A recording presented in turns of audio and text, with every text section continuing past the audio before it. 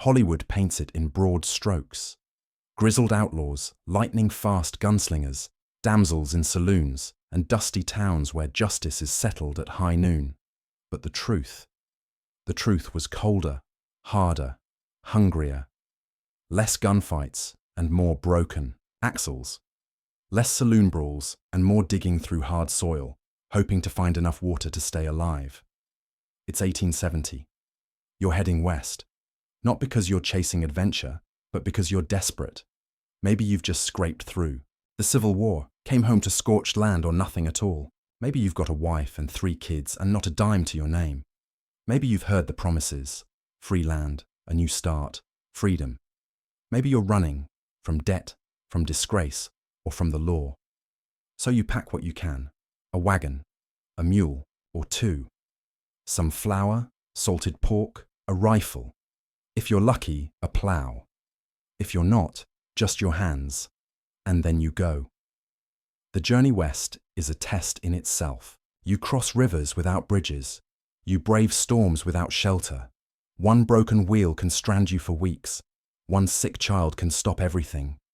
Disease travels faster than your wagon. Cholera, dysentery, smallpox. They don't care who you are or what you're chasing. They take the strong, the young, the innocent. You dig graves by the road and press on, and when you finally reach the end of the trail, there's no welcoming committee, no white picket fences, just land. Empty, endless, unforgiving land. It stretches out to the horizon, windswept and dry. The soil might be fertile, or it might be dust. The creek might run, or it might vanish in summer. There are no neighbors, no doctors, no one to help if things go wrong, which they will. Your first shelter isn't a house. It's a hole in the ground, a dugout. You carve it into a hillside, line it with mud, stack sod over the top. Rain drips through the ceiling. Wind creeps through every crack. Snakes and insects find their way in, and you learn to sleep lightly. You build everything by hand. Cabin, fences, outhouse, barn. Wood is scarce, especially on the plains. You burn buffalo chips, dried dung for fuel. You carry water in buckets, sometimes from miles away. There is no luxury, no rest. Every hour of sunlight is spent working, cutting, hauling, digging, mending. Your hands blister, then callous. Your back never stops aching. You lose weight from effort, not diet. Every winter, you survive feels like a victory over nature itself. And then there's the weather. Winters can freeze you solid. Snowdrifts climb over your roof. And the cold cuts through every layer of clothing. You burn everything you can find to stay warm. In summer, the sun bakes the land until crops wilt in the fields. Droughts last for months. Storms rip fences from the earth and flatten entire homes. And when the rain finally does come, it might be a flood. You're always fighting something. The land, the weather, your neighbors, yourself. And there are other dangers. The frontier is a battleground. Native. Tribes fight to defend what land they have left, often violently. Settlers are caught in the middle. Sometimes victims, sometimes aggressors. Treaties are made, broken, and ignored. Blood is spilled on both sides. The newspapers call it taming the West. But it's a war, a slow, brutal, grinding war. And through it all, you work. Because there's no other choice. No going back. No safety net. The nearest town might be 50 miles away. A supply run takes a full day, or 2, or more. If the road doesn't wash out, or bandits don't find you first. And towns aren't what you think. They're not quaint outposts with dancing girls and piano music. They're rough, mean, and temporary.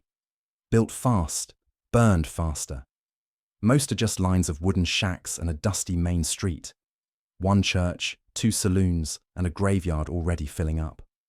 The saloon isn't full of swaggering cowboys playing cards. It's full of drifters, gamblers, miners, and hard men with harder eyes. Fights break out over spilled drinks, rigged games, or women, most of whom are prostitutes, and most of them there against their will. There are no doctors, Just barber surgeons with whiskey and saws. You break a leg, you crawl. You take a bullet, you might last the night. Maybe. Infection kills more than the gun ever does. As for lawmen, a sheriff might be brave, or might be just another man with a badge and a past he won't talk about. Deputies are whoever's sober enough to shoot straight. Justice depends on who you know, who you owe, and who you can scare. There are no forensics, no fingerprints, no second chances. You hang or you walk. And women. Well, women bear the brunt of it all. They raise children in dirt floor cabins, cook meals over open flames, and fight off wolves with shovels. They go months without seeing another soul besides their own family. If they get sick, they pray. If they die in childbirth, they're buried in unmarked graves under the same prairie grass they once tried to tame. The West isn't for heroes, it's for survivors. People who can endure. People who can bend and not break. People who can stare into a sandstorm and keep walking. Hollywood gave you the myth. This is the reality, and out here, every day you wake up alive, that's as close as you get to winning. The Wild West didn't run on dreams. It ran on grit, blood, and fire. You've got a claim now. Maybe a few acres. Maybe just enough to raise corn and chickens. Maybe a cow if you're lucky. But luck doesn't last long out here, because sooner or later, someone's coming for what you've built. It might be nature, might be man. Usually, it's both. First come the fires. A single spark from a stovepipe or lightning strike can turn a year's worth of work into ashes. Wooden homes burn fast. Sod houses don't offer much better. You can pour water all night long and still lose everything. There are no fire brigades, no alarms.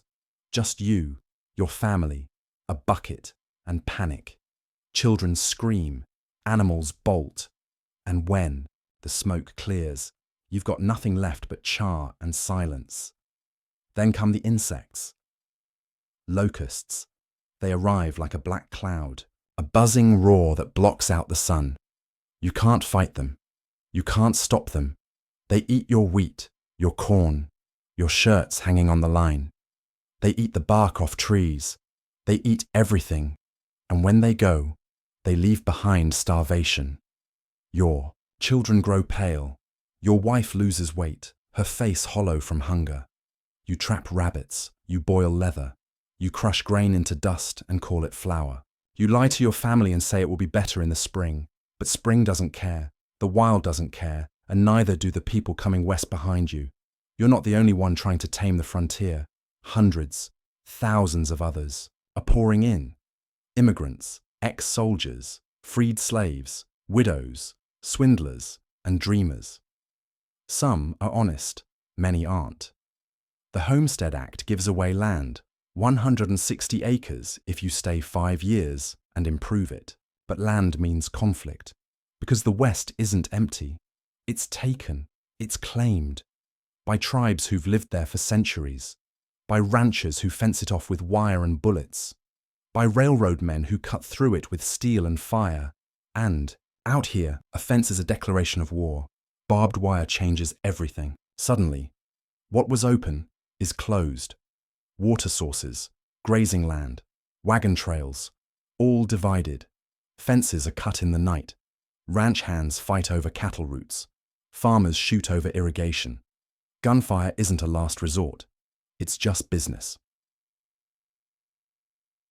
You try to stay out of it, but trouble finds you anyway. Maybe it's rustlers, moving in the dark, stealing your stock. Maybe it's bounty hunters looking for a man who used your barn for shelter and never told you his name. Maybe it's the railroad, laying tracks through your only field and offering pennies in exchange. Or maybe it's a group of vigilantes calling themselves law, deciding you look like someone who needs reminding that this land doesn't belong to people like you. The West was built on land grabs, broken treaties, and quiet massacres. There are native families camped not far from your cabin. You've never spoken.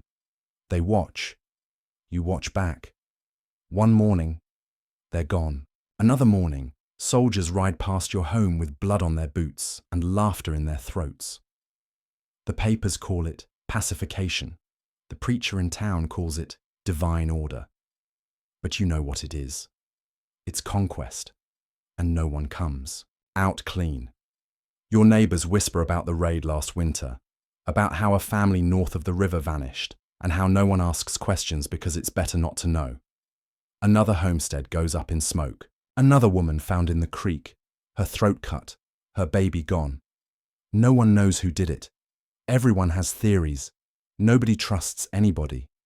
You learn to sleep with your rifle, to padlock the barn, to build your cabin with only one door and no windows on the north side, just in case. Church offers some comfort, a place to sit, to sing, to pretend for 1 hour a week that the world isn't hard and getting harder. But even church carries its burdens. Gossip, grudges, a sermon about sin one week, a lynch mob the next. There's always a funeral. Always. The preacher's hands are cracked from digging graves. Children die young. Mothers die younger. Men die, violently. You learn to sew crosses out of scrapwood and stop counting the rows in the cemetery. Some settlers give up. They pack their wagons and turn back east, poorer than when they arrived. Others disappear, lost in snow or mountains or drink. A few just walk into the wilderness and are never seen again. But some dig in, they harden, they become the West, and over time, your children grow up speaking like it's always been this way.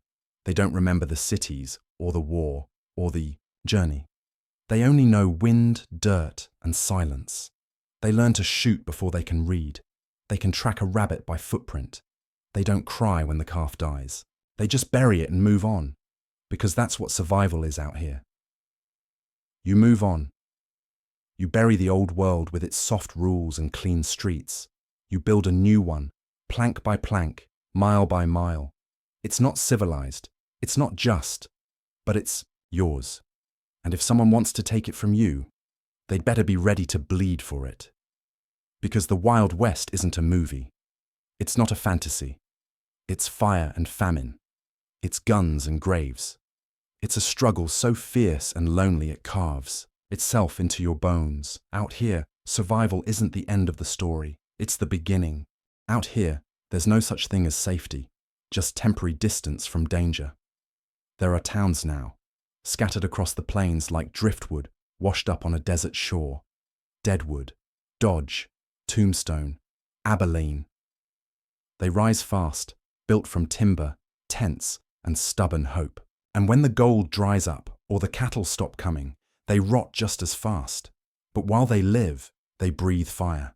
Saloons swing open at noon and never close. Card tables eat paychecks. Women dance for coins. Men drink to forget, then fight to. Remember, blood on the floorboards, knives in the alley.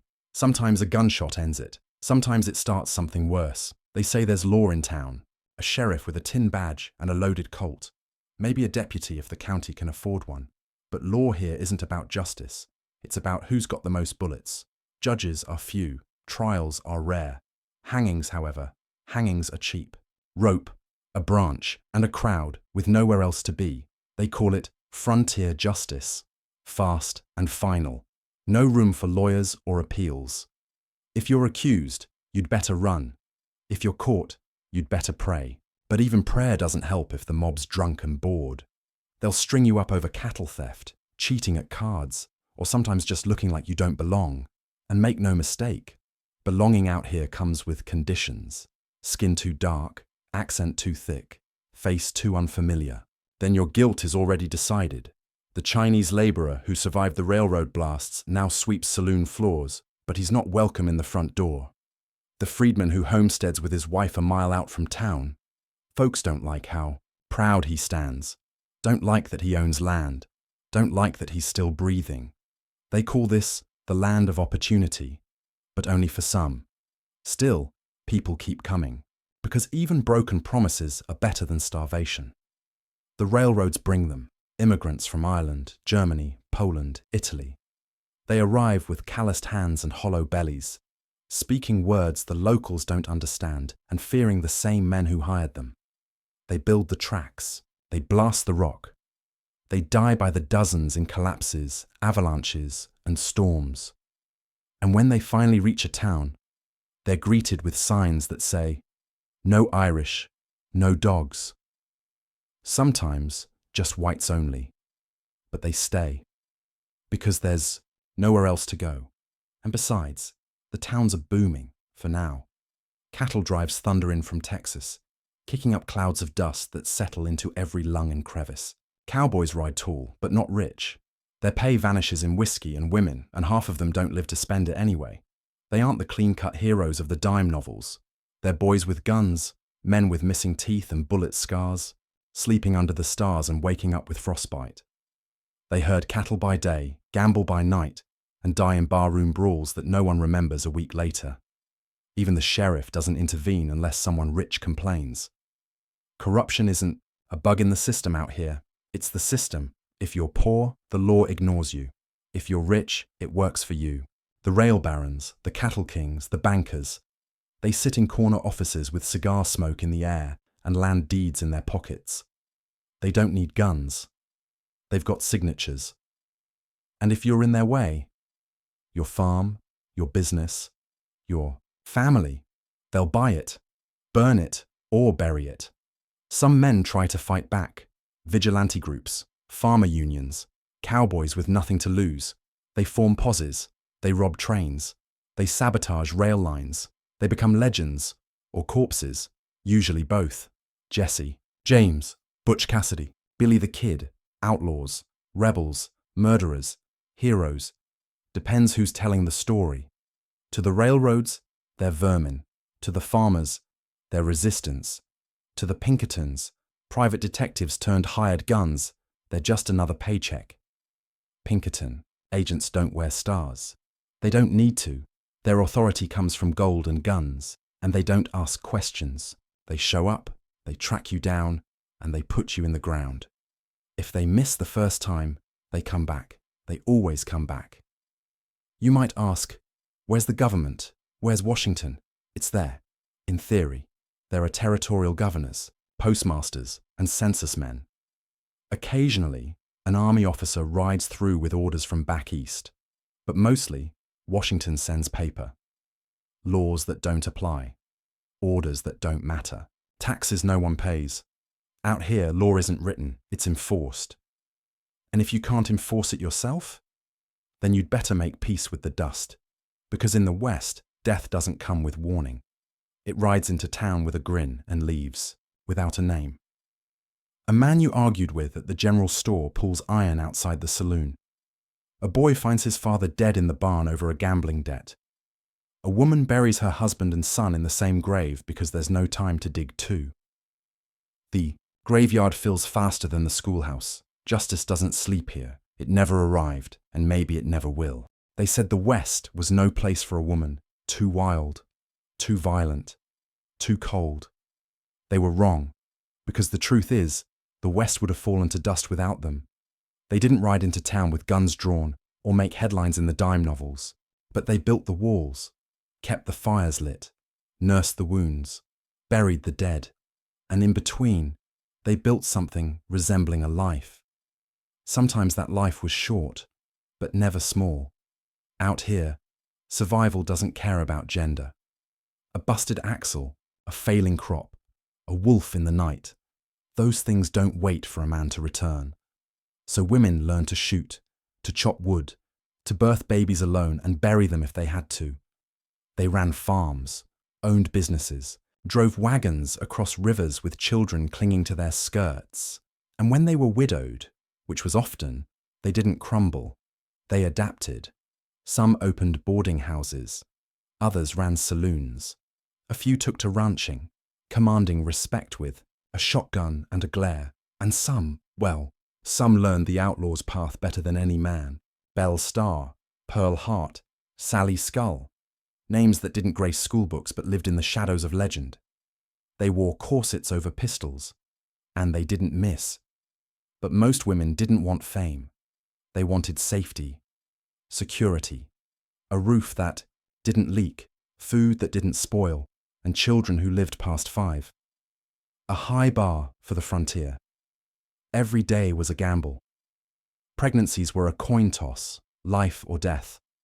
Doctors were few, midwives even fewer. Women helped each other when they could. And when they couldn't, they did what they'd done since crossing the Mississippi. They endured.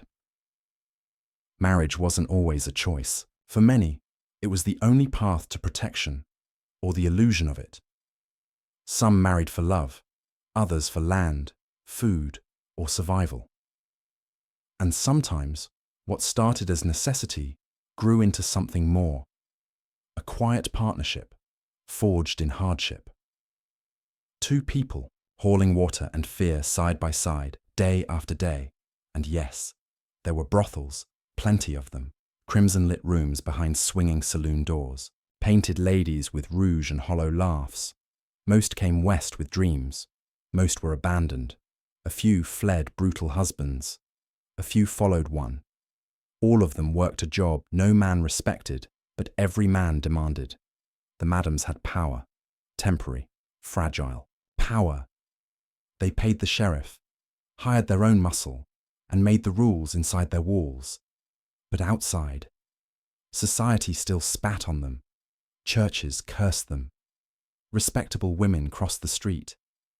Still, some climbed their way out, opened hotels, built fortunes, sent money to sisters back east, and kept younger girls off the street. Because out here, you don't rise without stepping in blood, and nobody rises alone. Behind every cabin was a woman with cracked hands and hollow eyes, boiling coffee on a stove and praying the roof holds through the storm. Behind every general store was a girl sweeping dust off the shelves while her father counted debt. Behind every schoolhouse, when there was one, stood a woman with a worn book and a voice that cracked from trying to reach boys who'd rather be on horseback. They taught letters and numbers. They also taught dignity, that in a world ruled by fists and pistols, a sharpened mind could still cut through. But education didn't come easy, not when families needed every hand on the farm, not when the winters froze ink before it hit the page, not when churches demanded obedience and husbands demanded silence. So women found other ways. They formed reading circles in dugouts, shared books like sacred relics, wrote letters to Washington, demanded the vote, demanded land, demanded their place. Not all men listened. Some did.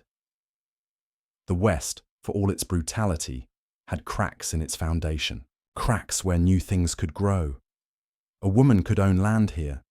She could vote in some territories. She could divorce a man who beat her and, if she was lucky, keep the children. Not everywhere, not always, but enough to spark something. The newspapers, back east, didn't talk about that. They focused on the gunfights, the cattle wars, the outlaws. They didn't write about the woman who nursed 6 strangers through a cholera outbreak, then buried 3 of her own, or the girl who rode 10 miles on a frozen trail to fetch a midwife for her mother, or the sisters who inherited a bankrupt ranch and turned it into the largest cattle operation west of the Pecos. No headlines, no novels, but without them, the West would have swallowed itself. Women gave the frontier its backbone, and often its only soul. They cooked for railroad crews, transcribed court records, took over homesteads when men vanished or died, or drank themselves into the grave. They taught their sons to read, taught their daughters to ride. And when the time came, they picked up the rifle and stood in the doorway, daring any man to take what was theirs. Some left, most stayed, because by the time they realized how much they'd lost to this place, they'd also learned how much they'd become. In town, on the plains, in the canyons, and dust, women didn't just survive the West, they shaped it. And like the rivers cutting through the desert, they did it slow, silent, relentless.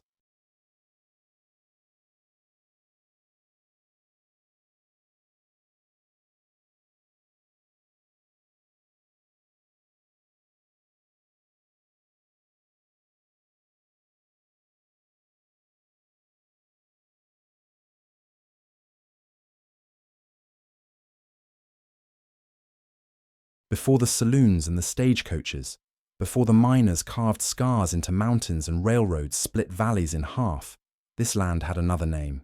Many names, in fact.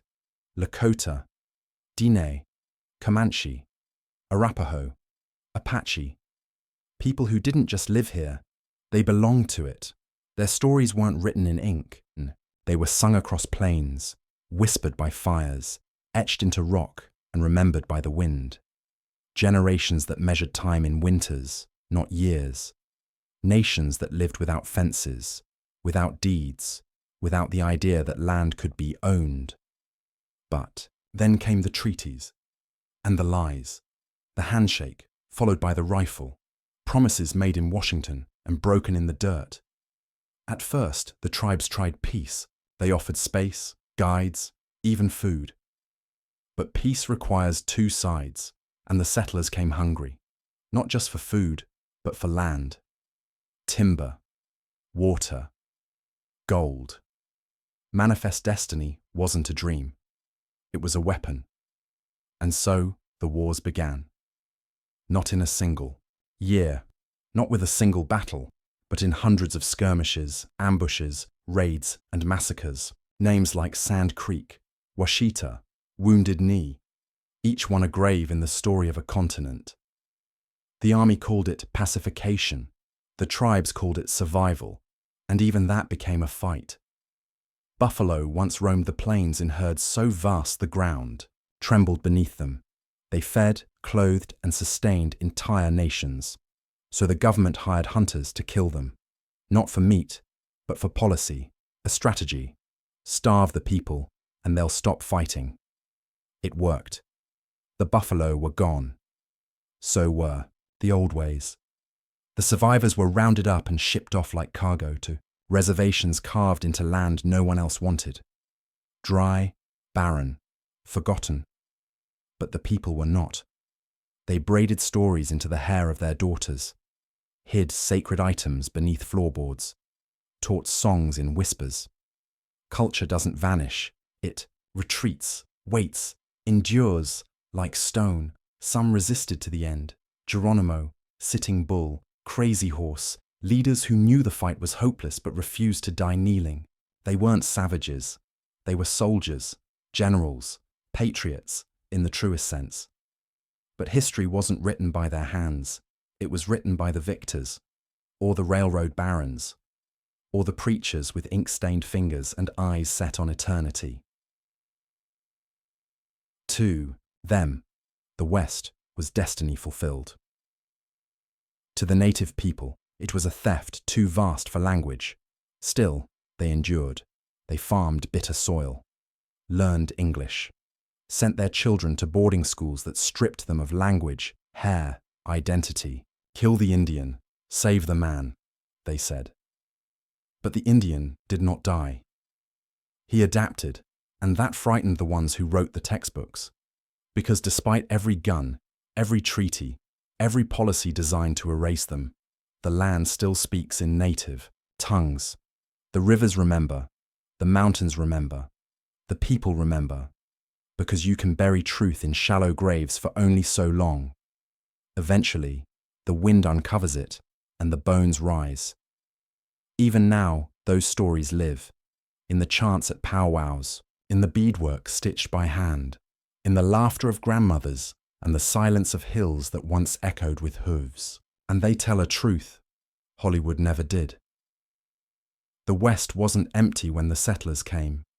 It was full, rich, complex, alive. And what came after wasn't discovery. It was conquest. A slow, deliberate machine grinding culture into dust and painting over it with myths. But the cracks are still there. In the landscape, in the history books, in the dreams of a boy on a reservation who still knows the old words and says them to the sky. The Wild West wasn't a stage for white heroism. It was a collision of cultures, languages, gods. And in that collision, something irreversible happened. The myths rose, the people fell, but some are still standing. And the land remembers everything. Voiceover. Hollywood tells it clean, a dusty town. a crooked outlaw, a lone sheriff who pins on a star, levels his revolver, and sets things right. Justice served by six-shooter and grit. But the truth, justice was rarely clean, and it was almost never fair. Most frontier towns didn't even have a sheriff. Some didn't want one, others couldn't afford one. Lawmen were often elected not for their integrity, but for their usefulness. Political allies, drinking buddies, or the only man crazy enough to face a mob with a badge and no backup. And many of them weren't heroes. Some were barely better than the criminals they chased.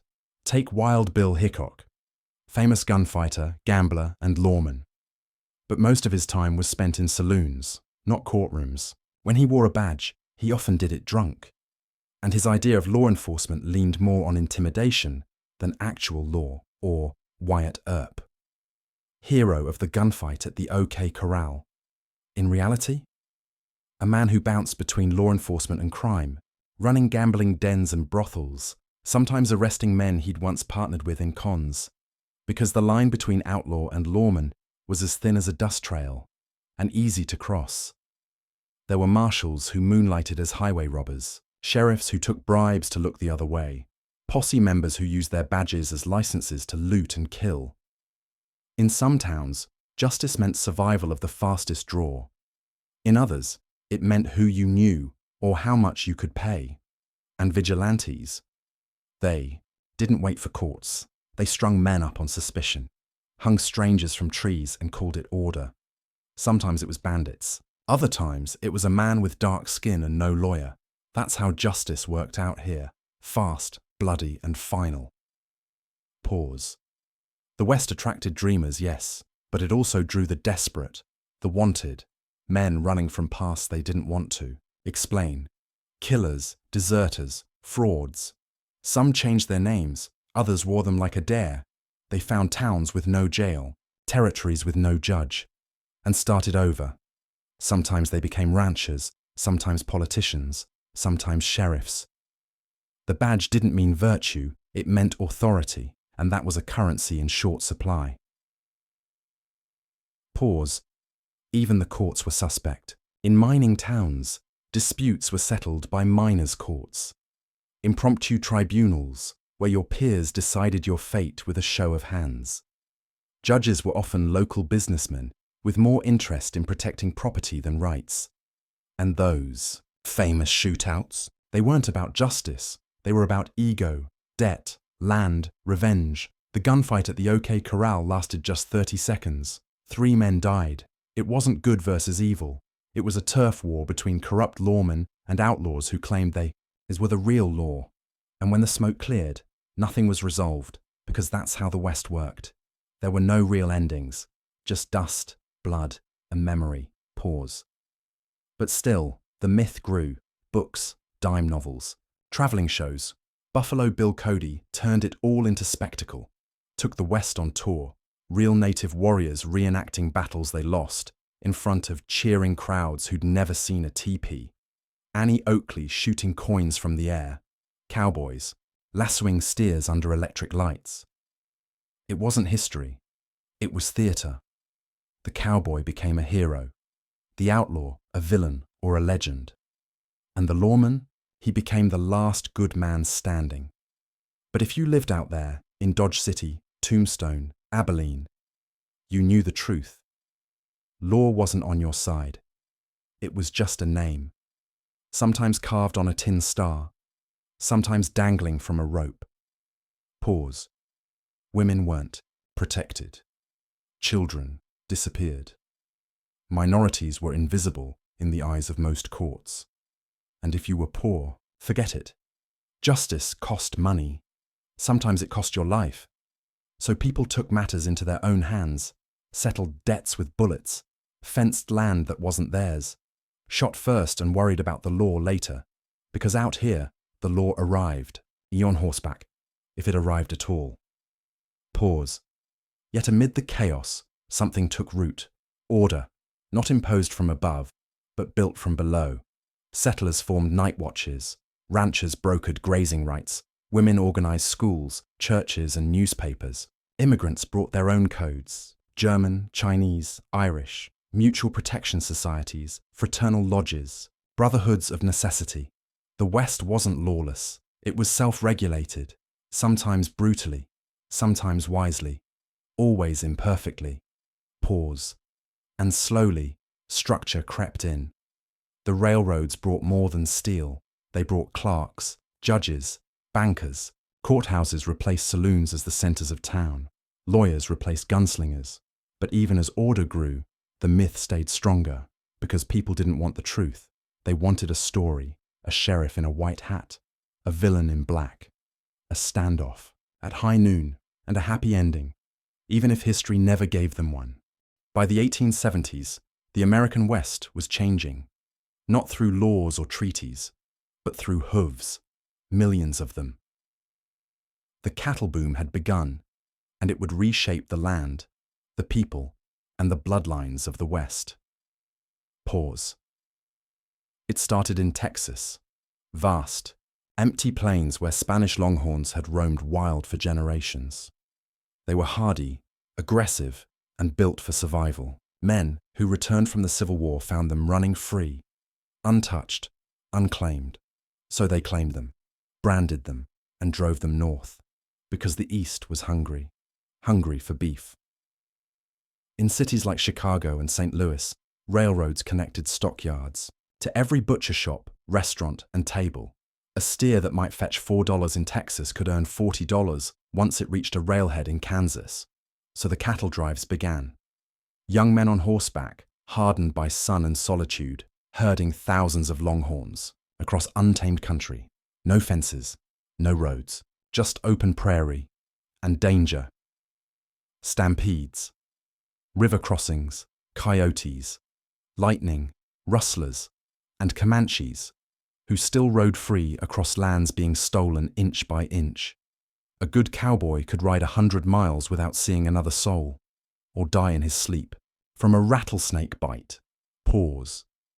But the cowboy? He wasn't a gunslinger in a leather vest. He was a laborer, a man covered in trail dust, stinking of sweat, soaked in river water, riding for weeks with no real sleep. His clothes were crude, his pay was low, and his work, relentless. Saddle sores, frostbite, broken bones, 16-hour days, and still they rode. Because they were building something, an empire, one steer at a time. Pause. But the dream of open range was just that, a dream. Because as railroads expanded, settlers followed, and settlers brought wire, barbed wire, invented in 1874, cheap to make, easy to stretch, and sharp enough to stop a stampede in its tracks. It ended the open range overnight. Cattlemen who'd once driven herds across hundreds of miles now found themselves blocked by fences, gates, deeds. Farmers fenced off water sources. Sheep ranchers claimed pastures. Towns grew like weeds, chopping up the plains into pieces. And war broke out. Range wars. Ranchers cutting fences by night. Settlers firing back. Cattle poisoned, barns torched. Men ambushed on lonely trails. In Texas, Wyoming, and Montana, bullets flew not between cowboys and outlaws, but between neighbors. Not over justice, over land, over grass, over survival. Pause, and behind it all, the cattle barons rose. Men like Charles Goodnight, John Chisholm, and Conrad Corse, who owned land by the hundreds of thousands of acres and ran cattle herds so vast they changed the shape of the prairie itself. They built empires not with guns, but with contracts, freight deals, and political influence. Some built towns, others built dynasties. A few built armies. And when the land pushed back, with drought, blizzards, or locusts, they bought more. Because the cattle industry wasn't about feeding people anymore. It was about control. Pause. But the true face of the cattle boom wasn't white. 1 in 4 cowboys was black. Many were formerly enslaved men, skilled horsemen and drovers who took to the trails when freedom offered few other roads. Others were Mexican vaqueros, the original cowboys, whose riding style, gear, and language became the bedrock of cowboy culture. The chaps, the lasso, the Wide-brimmed hat. None of it came from Hollywood. It came from them, but history wrote them out, turned the black cowboy into a footnote, the Mexican vaquero into a stereotype, because the myth of the West needed a simpler story, a whiter one. Pause. Meanwhile, the land was bleeding. Cattle herds stripped the prairie bare. Streams ran dry. Buffalo vanished, pushed out by fences and railways. Native grazing grounds were stolen. Disease spread. Soil turned to dust. And by the 1880s, the boom began to break. Winters turned savage. The winter of 1886 froze cattle solid, where they stood. Tens of thousands died on their feet. Cowboys found them in the spring, mummified, frozen mid-stride, their hides tight as drums. Ranchers went bankrupt overnight. Farms were abandoned, and the open range was dead. Pause. In its place came corporations. Eastern investors bought up failed ranchers, hired foremen, managed the land like spreadsheets. The cowboy became a wage earner, less free, more replaceable, and slowly the age of the trail ended. No more cattle drives, no more unfenced horizons, just rail lines, stockyards, and barbed wire. Lots of it. Pause. But the legend stayed alive because the cowboy was too good a symbol to let go. He became freedom personified. American independence in leather boots, Marlboro Man, Rodeo King, a walking monument to a time that never really was.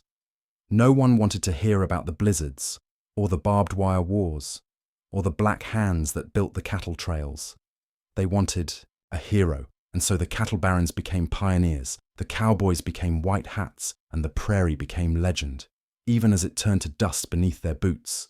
The American West wasn't just a place. It was a crucible, a harsh land where dreams clashed with reality, where hope and hardship were inseparable, where survival demanded everything and gave back little. We've spent generations romanticizing the West, turning it into a backdrop for heroes and villains. But the truth is far more complex. It's a story of people who never asked to be legends, who didn't wear badges or guns, who toiled unseen, who built communities on dust and blood, who carried the West forward despite hatred, violence, and betrayal. Their sacrifices were real, their struggles profound, and their legacy, etched into the land itself, still whispers beneath the myths. Pause.